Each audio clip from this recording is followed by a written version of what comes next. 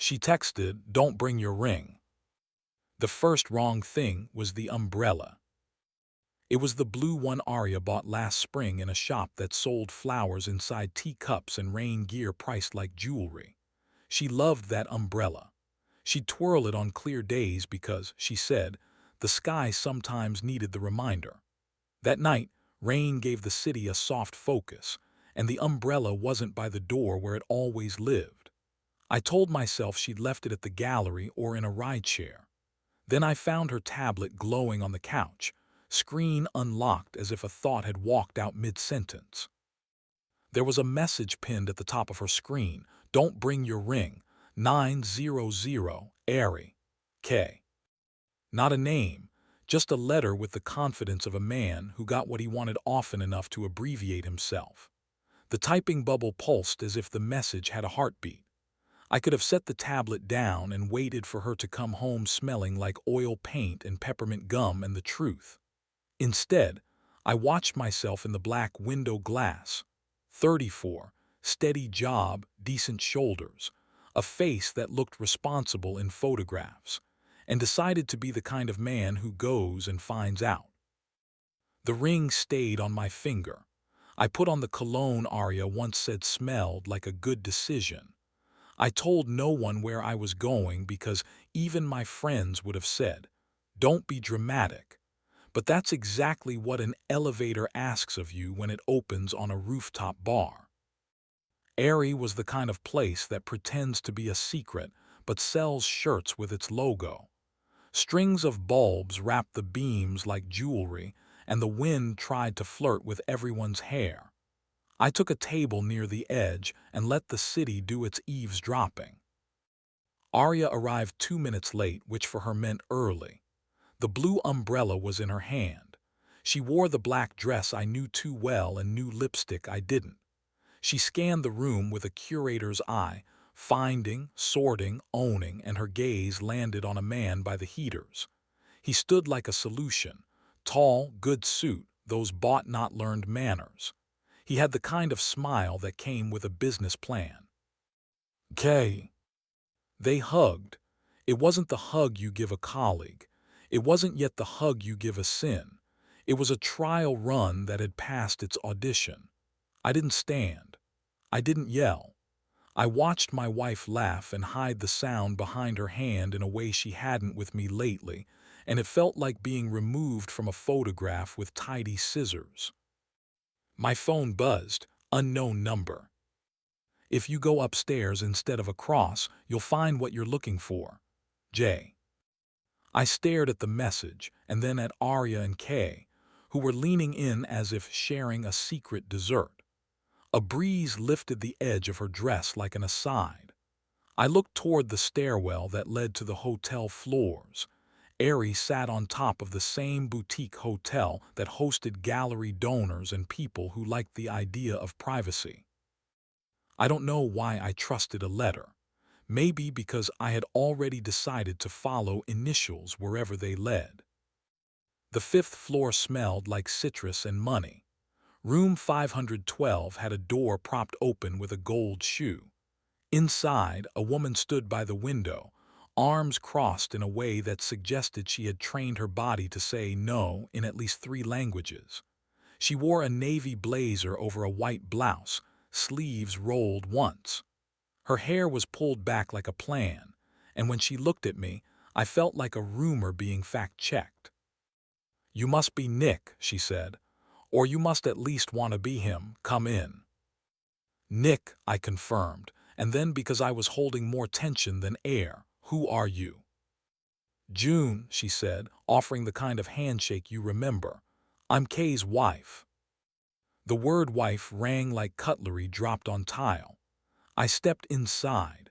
She closed the door with her heel and watched my face build and unbuild explanations.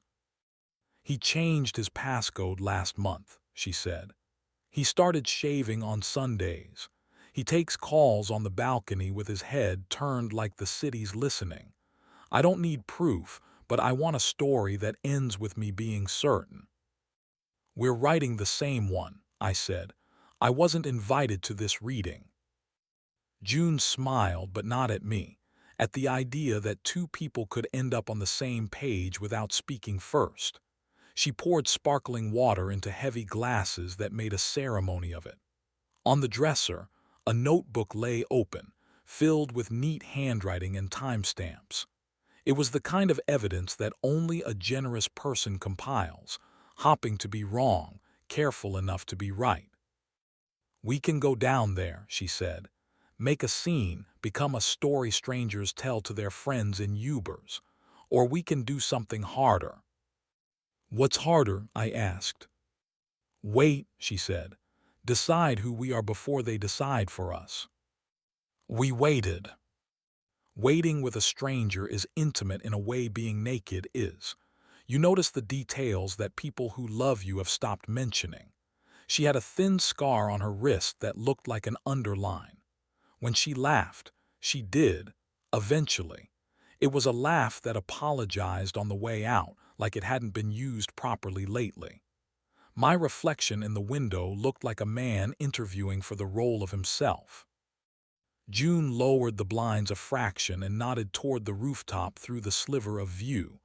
Arya and Kay had pivoted closer. Kay said something that made Arya put her hand on his arm.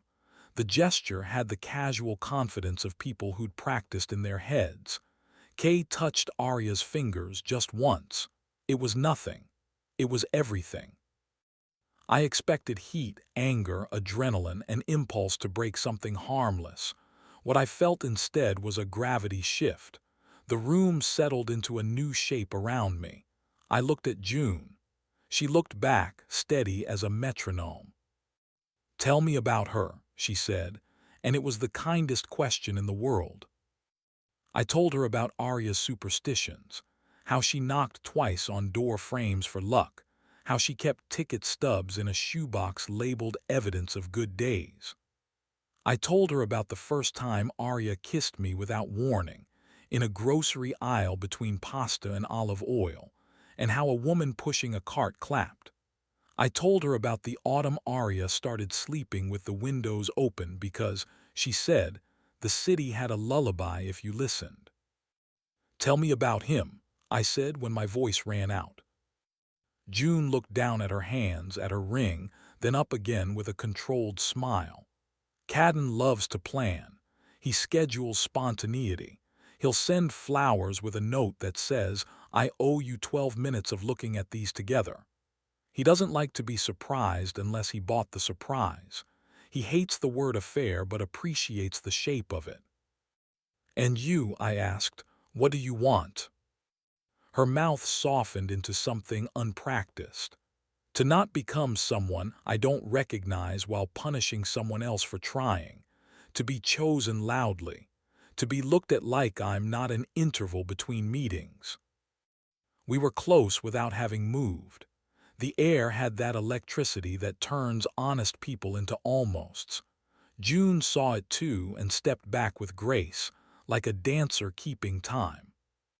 "Not tonight," she said, and the relief that washed through me was as warm as the temptation had been.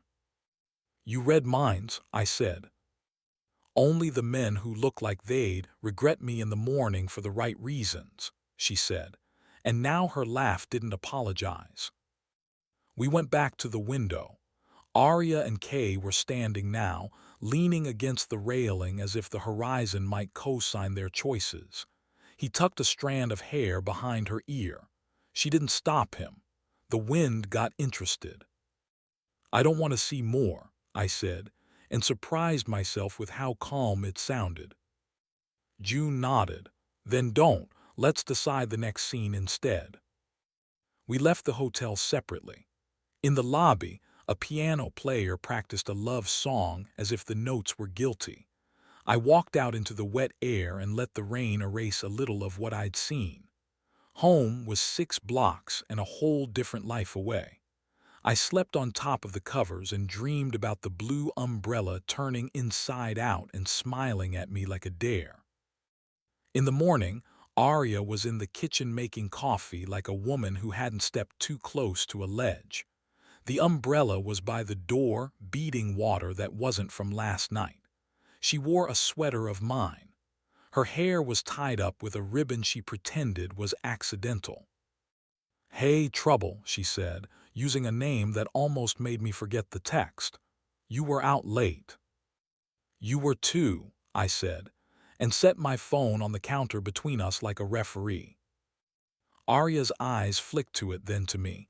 She bit her lip, not coyly, nervously. "We had a donor dinner on the rooftop," she said. "It went long." "Did the donor tell you not to bring your ring?" I asked. I've never seen shock and dignity try to share a face before. Arya breathed in and put both hands on the counter. "Did you go?" she asked. "Yes," I said. "Did you see me?" she asked. "Yes." I didn't mention June. That felt like introducing a weapon into a conversation that only needed truth. Arya didn't look away. "It wasn't what you think," she said, and then quietly, "It almost was." She told me, halting at first, then in clean lines, about late nights at the gallery, about a donor who wrote emails that felt like compliments she hadn't gotten at home, about the thrill of standing in a dress beside money and being told she was the reason it existed. She told me about wanting an open window, not an open marriage, about the way we had started speaking in logistics, about how she'd held her ring in her palm last night and felt like it weighed more than a promise should. "Why don't bring your ring then?" I asked. "Because I needed to scare myself," she said, eyes wet but not letting go. "Because I needed a line I was brave enough not to cross. Because I wanted to know if you were watching me at all." I laughed, not at her but at the cruelty of it, at the romance of two people asking to be seen and missing the angles. "I was watching," I said. "I went upstairs." Arya flinched. "To a room." "To wait," I said, and left out who with. "To wait until I could talk to you without breaking the furniture." She came around the counter slowly, like approaching a stray animal.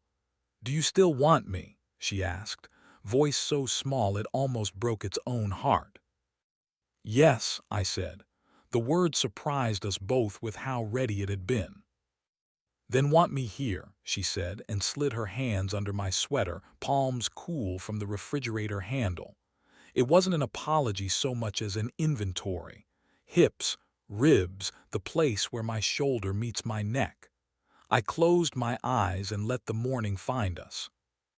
We kissed in the kitchen the way you do when you can't afford to be cinematic, coffee steaming, toast jumping up like a joke we ignored. Her breath tasted like forgiveness and mint. When I lifted her onto the counter, it wasn't a scene for strangers. It was a private proof. My hands found familiar ground and rediscovered it reverently, like a traveler who'd finally learned to look up. We didn't take it further than the room allowed. The camera, if there had been one, could have stayed. But the air around us remembered we were married, and my chest remembered how to ache in gratitude instead of suspicion. After Arya pressed her forehead to mine, "I will text him today," she said. "I will say no more rooftops. I will bring my ring everywhere, even to the shower. I will be ridiculous about it." "Be honest about it," I said. "That's better." She smiled, small and real. "Do you want me to send you a screenshot?" she asked. "No," I said, and then, because I started to understand June's word, "I want clarity, not surveillance." Arya laughed, and it didn't hide. She left for the gallery wearing the black dress with my jacket over it like a headline. I stood in the doorway and watched the elevator numbers change, feeling like a man who'd walked off the edge of something and landed on a better floor. At noon, I got a text from an unknown number I now recognized. "I'm sorry for last night, for all of it, K." I typed back, "Please don't contact my wife again." And then I blocked him, not dramatically, efficiently. I texted June, "Thank you. We chose not to be our worst selves."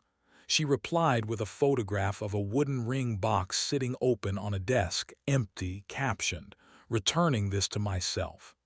Then another line, if you ever need to talk in daylight with witnesses, I make excellent coffee. We met once 2 weeks later at a cafe with plants that pretended to be a forest. We sat by the window with cups we didn't finish. We didn't flirt, not exactly. We practiced relief. She told me Cadden had thrown his "I'm the victim here" speech at the wall and watched it shatter. She told him the marriage wasn't a museum where he could buy his favorite piece.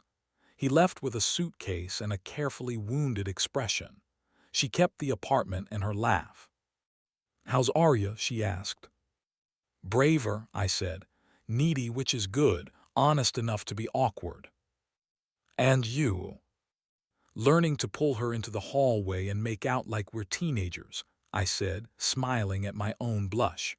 "No rooftop bars, no initials." "Good," June said. "You deserve to be chosen loudly."